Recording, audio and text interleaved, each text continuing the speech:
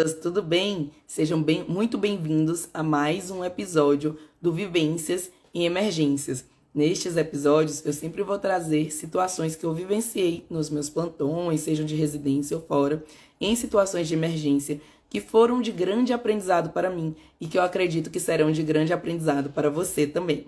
E no episódio de hoje, a gente vai falar sobre taquiarritmia instável, mas não é taquiarritmia instável no geral, é taquiarritmia instável no pós-operatório imediato de cirurgia cardíaca, certinho? Então vamos lá.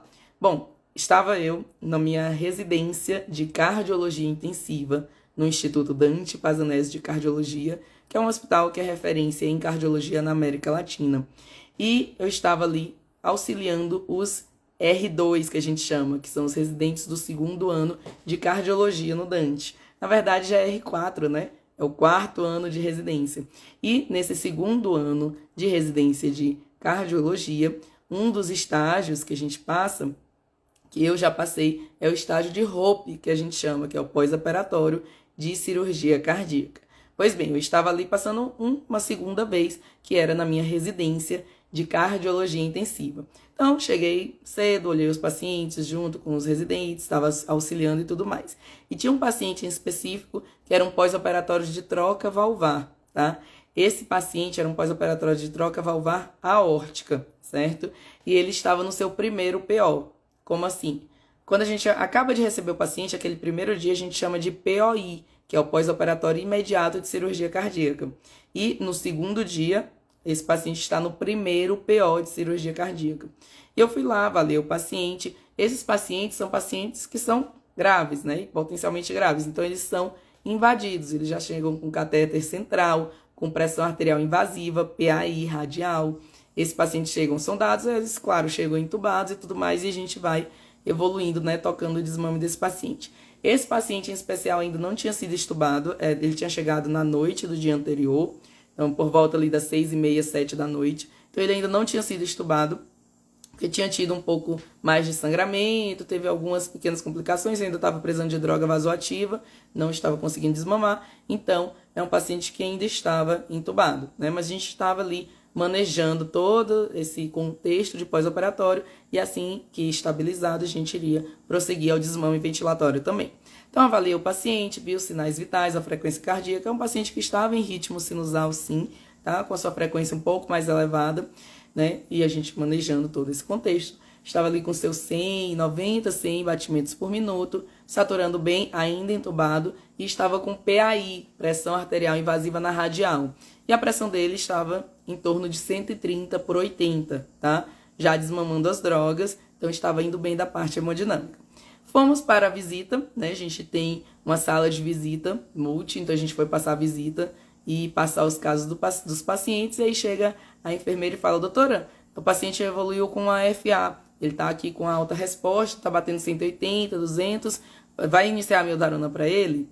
E aí eu falei, bom, deixa eu dar uma olhada no paciente, né? Não dá para só iniciar a medicação, porque eu preciso ver o que está rolando. Se o paciente está estável, está instável. Então eu fui lá avaliar o paciente.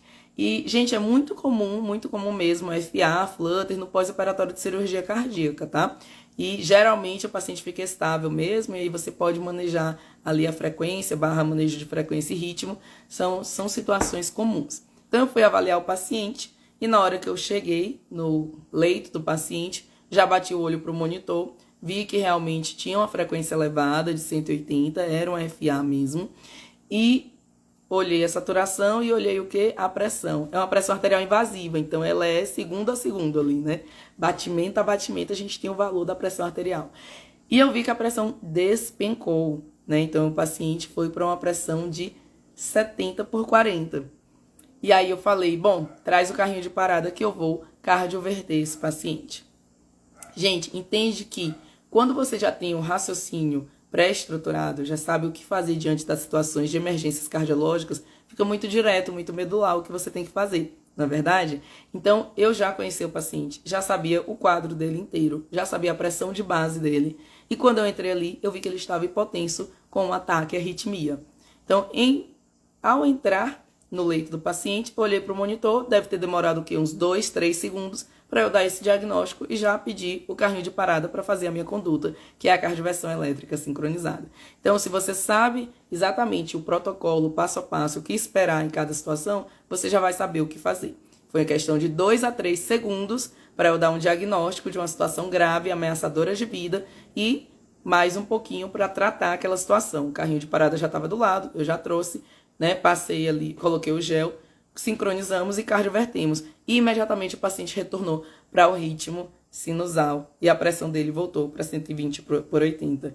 Então é um paciente que tinha um critério de instabilidade que foi prontamente reconhecido e foi prontamente revertido, né? E aí você pode me dizer, Raíra, mas você fez cardiologia intensiva no Dante Pazanese, você tem mestrado nisso, você tem anos, né, de residência, tem experiência, para você é muito fácil fazer um raciocínio rápido, né, como esse direcionado. Eu nunca poderia fazer um raciocínio desse.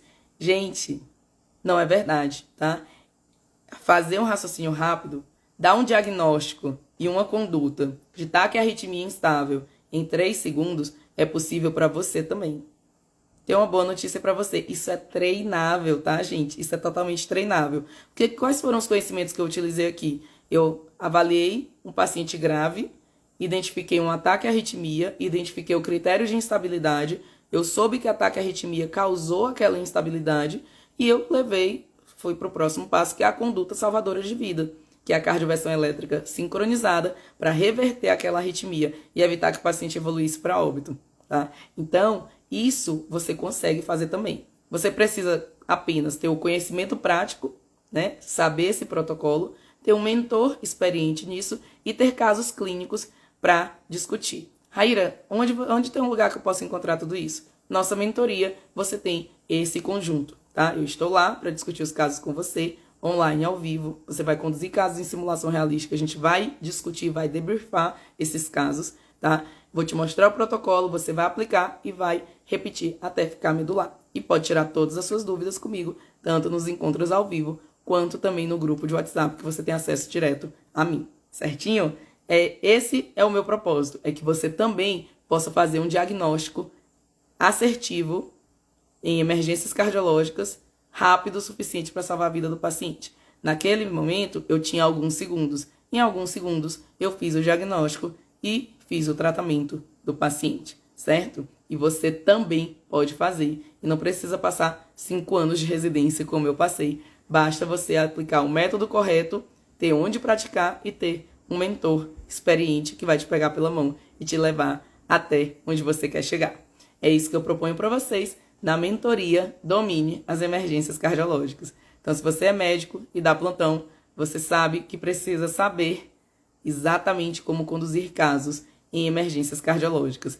Eu estou aqui para te ajudar com isso, certinho? Então, eu trouxe esse caso um pouco mais rápido hoje, mas para a gente ver como sim é possível dar um diagnóstico em segundos e realizar um tratamento salvador de vida para o paciente, tá? Desde que você tenha um conhecimento prático necessário, que você tenha onde aplicar esse conhecimento, que são nos casos em simulação realística, antes de chegar no seu paciente, porque quando você estiver de cara com a situação em emergência cardiológica, você já tem que saber o que fazer.